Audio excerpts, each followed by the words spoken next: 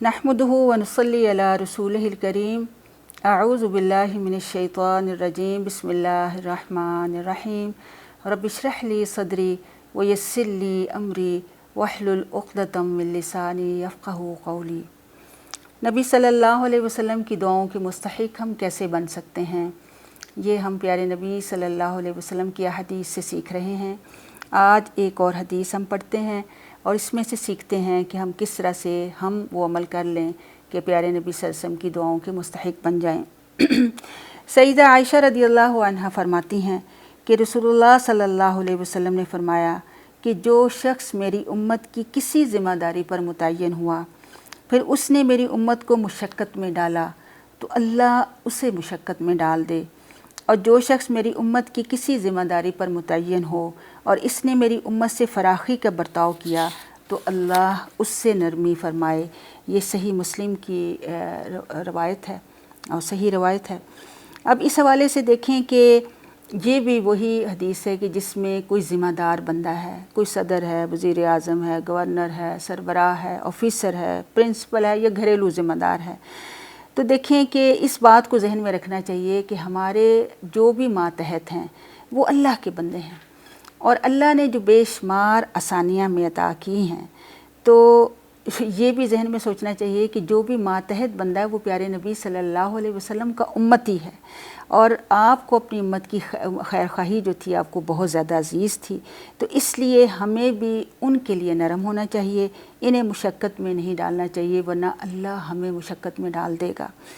और फिर ये मुशक्क़त क्या है, हर एक की ज़िम्मेदारी के हवाले से मुशक्क़तें भी हैं, जैसे मातहतों पर बेजा टैक्स लगा देना, चीज़ें महंगी कर देना, इनकी ज़रूरतें पूरी करने में इनकी मदद ना करना, मुश्किल कामों में डाल देना, झूठे जराइम पर सख्त सज़ाएँ दे देना, बेगुनाहों पर जुल्म करना, इन्हें बिजली, पानी और इस तरह की अनाज और सब्ज़ी वगैरह हासिल करने में भी दिक्कत में डाल देना, इन्हें बुरा भला कहना, ताने देना, ये सब मुश्किलात की शक्लें हैं। आप सल्लल्लाहु अलैहि वसल्लम ने कहा है कि इन पर नरमी कीजिए। अगर नरमी करेंगे तो क्या होगा, प्यारे नबी सल्लल्लाहु अलैहि वसल्लम की दुआ मिलेगी कि अल्लाह हम पर नरमी करेगा। इसी तरह से नरमी क्या है, नरमी को भी जहन में सोच लें कि ख़ताएँ माफ़ कर देना, जानो माल की हिफाजत करना, खाना पीना और लिबास वगैरह में आसानी मुहैया करना, फिर मामूली बातों पर डांट डपट ना करना, हिकमत और नरमी से समझाना, अगर कोई बीमार है तो तखफ़ीफ़ से काम लेना, फिर गुनाह के कामों का हुक्म ना देना, उनकी हाजतें पूरी करना। यानी हर ज़िम्मेदार जिस लेवल पर भी ज़िम्मेदार है उसको इस तरह की नरमी करनी चाहिए और हर तरह की मुशक्क़तों से जो है वो बचाना चाहिए।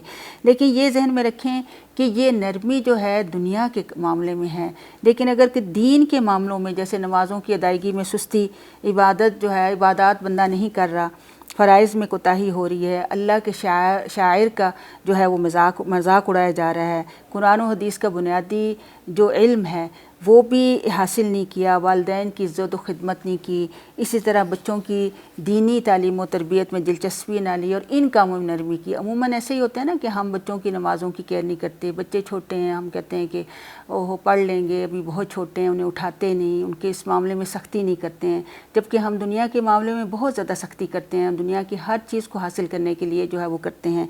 तो ये जहन में रखें कि नरमी दुनिया के कामों में करनी चाहिए, लेकिन शरीयत पर अमल करने में सख्ती ही काम आएगी, क्योंकि फिर ही इंसान जो है वो शरीयत का पाबंद होगा। शरीयत का पाबंद होगा तो ख़ुद ब खुद ही उसको अल्लाह की रहमत भी हासिल होगी और प्यारे नबी सल्लल्लाहु अलैहि वसल्लम की दुआएं तो हासिल हो ही जाएंगी। फिर इसी तरह से सैयदना सोबान रदियल्लाहु अन्हु से रवायत है कि रसूलुल्लाह सल्लल्लाहु अलैहि वसल्लम ने फरमाया कि तूबा लिमन मलिका लिसानहु व वस्सअहु बैतहु व बका अला खतियत व वस्सअहु बैतहु व बका अला खतियतहु। इसमें देखें कि खुशखबरी है उस शख्स के लिए जो अपनी ज़बान पर काबू रखता है, अपना घर कुशादा रखता है और अपनी ख़ताओं पर रोता है। तो इसमें 3 चीज़ें बताई गई हैं और इससे पहले तूबा जो है वो के अल्फाज आए हैं। तूबा देखें कि तूबा के बारे में आता है कि ऐसी खुशी को कहते हैं जो इंसान को अंदर तक सरशार करते, बहुत ज़्यादा नेमत, खैर, बरकत, سارے مفہوم اس میں آ جاتے ہیں۔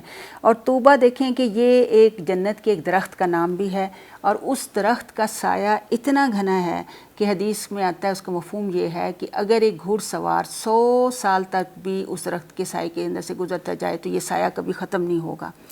تو نبی صلی اللہ علیہ وسلم کی زبان سے توبہ یعنی خوشخبری کی جو دعا وہ کس طرح سے حاصل کریں گے؟ پہلی چیز تو یہ کہ انسان اپنی زبان پر قابو رکھے، اور گناہ والی بات، شریعت کے جو بھی ممنوعات ہیں، کوئی ایسی دل آزاری والی بات سے رکے رہیں۔ آپ دیکھیں کہ غصے کی حالت میں زبان پر قابو رکھنا بڑا مشکل ہو جاتا ہے، اس لیے ایسی حالت میں انسان اگر خاموش رہے تو نبی صلی اللہ علیہ وسلم کی یہ خوشخبری مل سکتی ہے۔ پھر پریشانی کی حالت میں بھی انسان زبان پر قابو نہیں پاتا، کوئی ایسے غلط لفظ، اللہ تعالیٰ کی نافرمانی، اللہ تعالیٰ کی ناشکری کے کوئی الفاظ جو ہیں وہ ایسے، کوئی شکوہ شکایت، اس طرح کی چیزیں انسان کے منہ سے نکل جاتی ہیں۔ اسی طرح سے خوشی میں بھی آپے سے باہر ہو کر آدمی یہ سمجھتا ہے کہ یہ خوشی میرا یہ استحقاق تھی، تو فخر و غرور میں مبتلا ہو جاتا ہے، اور ایسے کلمات نکل جاتے ہیں کہ جس سے رب جو ہے وہ ناراض ہو جاتا ہے۔ اس لیے زبان پر قابو پانا جو ہے وہ ایک بہترین عمل ہے، اور یہ بہترین بندوں کی صفت بھی ہے۔ تو اس پر قابو پانے سے کیا ہوگا کہ پیارے نبی صلی اللہ علیہ وسلم کی خوشخبری جو ہے ہمیں ملے گی۔